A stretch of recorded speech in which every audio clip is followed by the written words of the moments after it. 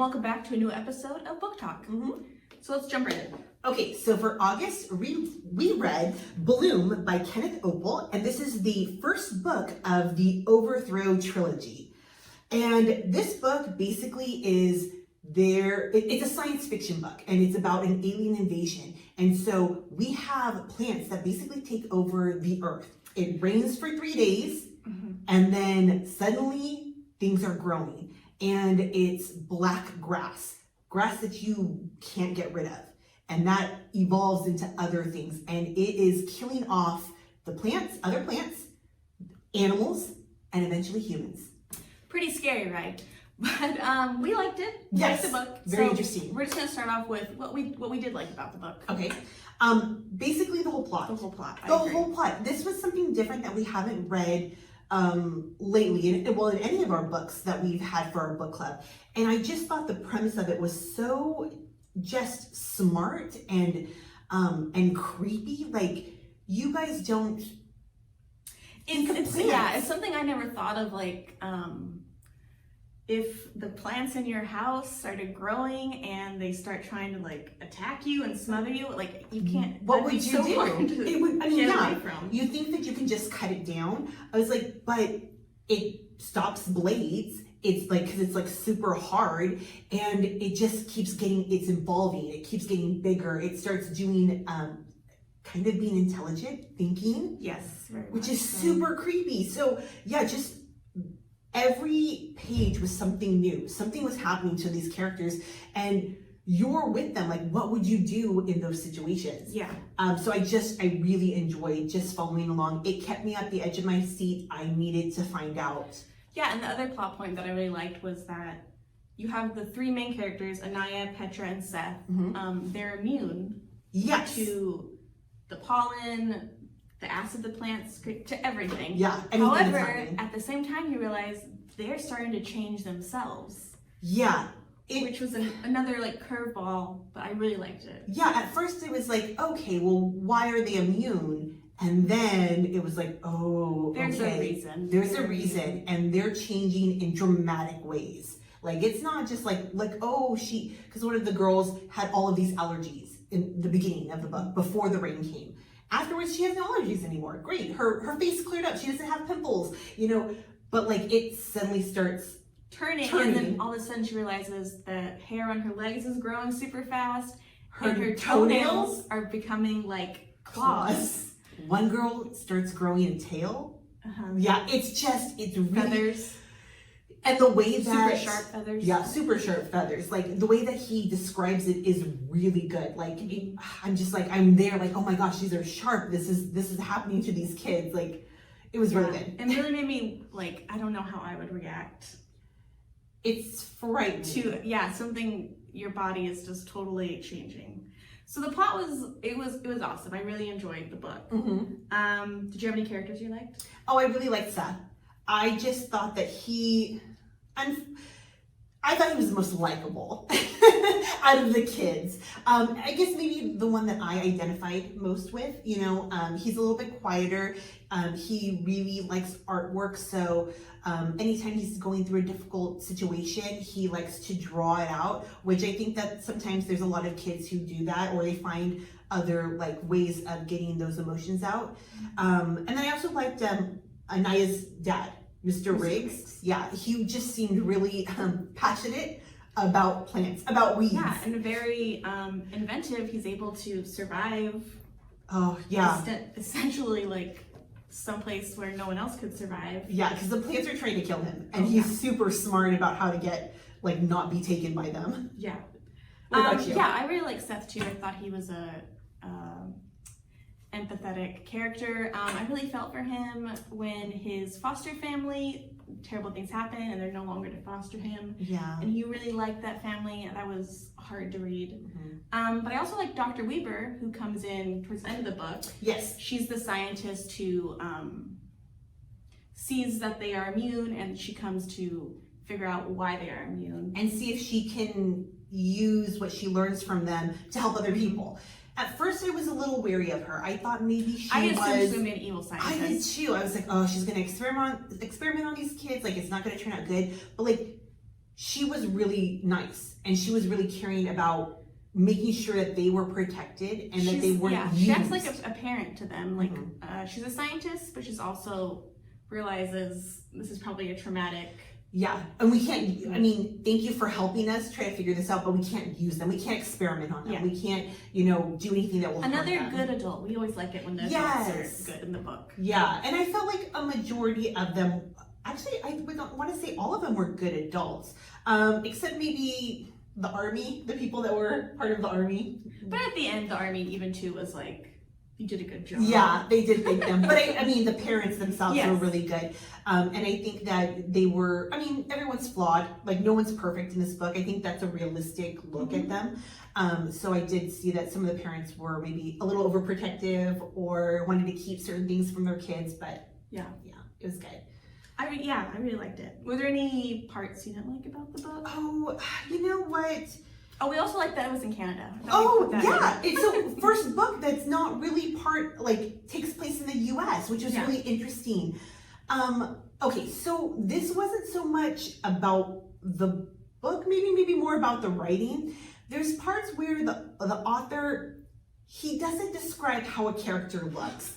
And that bothers me. So he would say, like... Usually when Petra was talking, I think, right? Yes. So he would say, well, oh, did you see that person? Oh, he's so good looking. He looks like that actor in that movie that we all like. Well, I don't know that movie. I don't know that actor. You know, like, we're not Canadian. We don't know these things. And so I felt like, you know, I want to know, is he tall? Is he short? You know, I can make up an image, but sometimes I want some description. So that was one, not so much about the story itself, but just about the writing that kind of irked me when I was reading it. Every time I got into that, like, parts, and it happened quite a bit when Petra was talking, it put me out of the book.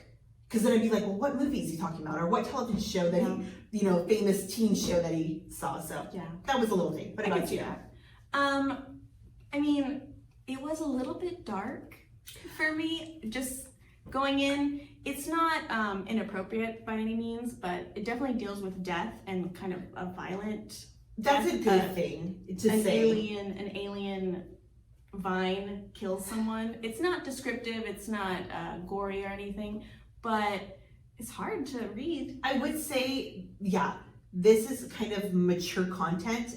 So maybe for older kids and tween age would be better to read that. Yeah, maybe 11 up. Yeah, 11 up, because you're right. There are some graphic descriptions of death, you know, like it does describe how people are eaten by the plants, you know. They are smothered by the plants. Yeah. That happens. So it's more serious subject matter. But it is a kid's book. It's not this is a kid's book, and these are, I would say, the kids in here, they're teenagers, but as long as the child who's reading it kind of is a little bit more mature, I think that they can handle it. Yeah, absolutely. Yeah, I mean, it is a creepy book, and I think anything that deals with plants taking over the earth would be creepy. Yeah, like I should have known going into it, but I guess having read like Line of Mars the month before, I was like, oh yay! Yeah, it's gonna be kind of scary but fun. This was just scary. It was fun. The ride was fun, but it's more action. Yes, it's a thriller for sure. It is a thriller science fiction book. So I could see that. That's a little disclaimer on it. Mature audiences. And if I remember correctly, you didn't like something about sunglasses. Okay, so I'm on board when I'm reading it. Like, these are horrible plants. They are toxic if you burn them. They spit acid. They shoot seeds. Yeah, Venus flytrap. They'll eat you. And they shoot seeds. And the seeds have acid too, so they can burn through things. So in the scene where they're on the island and they're trying to rescue Anaya's dad, one of the soldiers has kind of like a mask on to help him breathe. Mm-hmm. Well, the plant starts shooting these acid seeds at him, and it's burning through, I would think, metal or plastic. So he has to take it off. All makes sense. That's what's happened in the book so far. I mean, it's been burning like their tennis shoes. You know, the rubber. Their clothes are ripped and burned. And that, so I get that. But then Petra finds a pair of sunglasses in the water, And she's using that to protect her eyes while she fights like the water lilies that are trying to shoot seeds at her. And that keeps her from being blind. But it's plastic too. Like, it's probably not even as good of plastic as what the military had. And so how did she stop from being blinded? But poor, Soldier Brock, he loses his face mask with that. So that was one little thing too that I was like, wait, that doesn't make sense to me. I will say, yeah, that's a bit of a plot hole. Or the lilies, water lilies have terrible aim. So maybe that's why. It's just spraying it all over and it just somehow misses all of her face. Maybe. That's a possibility. I know a lot is going on at that time. You've got the vines coming from above, you've got the vines from below, and then the water plants too. It's just I also say the one thing that really creeped me out about the book, it's not that I didn't like it, but it did creep me out, was when we see Anaya's dad and they're reunited and he has a seed from one of the lilies that shot him in the neck, and it's growing out of it because he didn't get the seed out. That is and really it's so close by an artery that they can't take it out. They like a surgeon would have to remove it. That is weird. Yeah, like having things these plants are trying to kill you, and now having one of them grow out of your body. You're carrying it with you. Yeah, that freaked me out. Okay, so that freaked me out on when Petra is. Okay, so Petra, we know, has an allergy to water, but the rain doesn't affect her. And so she's washing her face, she's gurgling with it, like, before she even knows that it's containing all of the seeds. Yeah. So she had it, like, can you imagine if she wasn't immune? No, and she had done that? That would have been... I don't want to imagine it. That's really creepy. But I think overall, it was a really good book. It was really interesting. It was a little bit heavy theme-wise, But you got to know the characters. Absolutely. You like them. I mean, like from her friends Fleetwood and Teresa on the yearbook. You feel for them as because they're dealing with an invasion, a takeover, and so you like the people. You're sorry when they get attacked or hurt, killed even. So I think I would definitely read. This is book 1, as we said. I would definitely read book 2. Okay, but Miss Alyssa, in book 2, it's not just plants anymore. Now it's insects. Oh, I don't know if I could do it then. So I really like this book. Like, it kept me at the edge of my seat, and I want to know what happens to everybody because the kids are still changing. And I do want to know what's going on, but if they're big bugs, that's so like the book ends too much for me. Yeah, the book ends on a cliffhanger, and so it starts raining again, and then it says that the rain starts to hatch.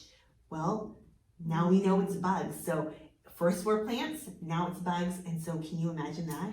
How bad was it with just plants? Now it's bugs. I think I definitely want to try, but that might be too creepy for Miss Alyssa. I don't like bugs either, but I really want to know what happens. Like, the invasion is not over. They've now amped it up a little bit. And how are we? We barely survived the plants. How are we going to survive the insects?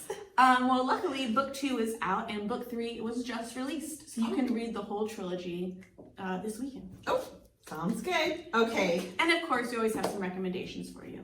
Yes. Okay. So our first recommendation, which kind of goes along with kids changing and taking on animal aspects, this is the Anamorphs. This is the graphic novel, and this is the Invasion. Okay. And I'm a big fan of these. And anyone who was in like the 90s will remember the Anamorphs series. They just adapted it now to kind of a comic book graphic novel. And so this one is something weird is happening to people, okay? And this is about Jake and his friends, and they see a strange light in the sky that seems to be headed right for them. And that is the night that 5 normal kids learn that humanity is under a silent attack. So now Jake and his friends can transform into some of the most dangerous creatures on Earth. And they must use that power to outsmart an evil greater than anything the world has ever seen. It's exciting. Yeah. Check it out. So if you're like me and you really liked Bloom, but maybe you're not into giant mosquitoes and things, this is another book by Kenneth Oppel called The Boundless. And this is about Will, who has always wished for an adventure. But little does he know, his adventure starts the moment he boards the Boundless train. There is a murder, and now Will protects a key that can unlock the train's hidden treasures. Villains are fast on his heels, and strange creatures are lurking outside the windows as the boundless hurdles across the country. Ooh. So another action-packed by Kenneth Oppel. But on a train. Yeah, no That bugs. looks cool. I don't think there's any plant. Maybe some plants, not a lot. And then for next month, which is going to be for September, we're going to read The Total Eclipse of Nestor Lopez, and this is by Adriana Cuervas. And this right here is all Nestor Lopez wants is to live in one place for more than a few months and have dinner with his dad. But his dad is in the army and he's been deployed. So Nestor and his mom have to move to a new town and they live with his grandmother. So Nestor, all he wants to do is lie low, just go through the flow, and he doesn't want anyone to find out his deepest secret, which is he talks to animals. Okay, but animals in the town, they start to disappear. Oh, no. And then Nestor's grandmother becomes a prime suspect because she's spotted in the woods where the animals have been missing. So Nestor has to investigate the source of the disappearances, and he learns that they've been seized by a mysterious creature whose power grows during the solar eclipse. And the next eclipse is coming up. So it's up to Nestor and his new friends and his extraordinary ability to catch the culprit and save a place that he might call home. It has two of my favorite things, grandmas and talking to animals. I'm in. Yes, it's going to be interesting. I'm wondering what the creature is. I don't know, you have to read to find out. Okay, so thanks for joining us. As always, check out us at your library. Mm-hmm. Some of your library is still going. Make sure you enter your survey so you can win a raffle. And we will see you next time on Book Talk. Thanks, everybody. Bye. Bye.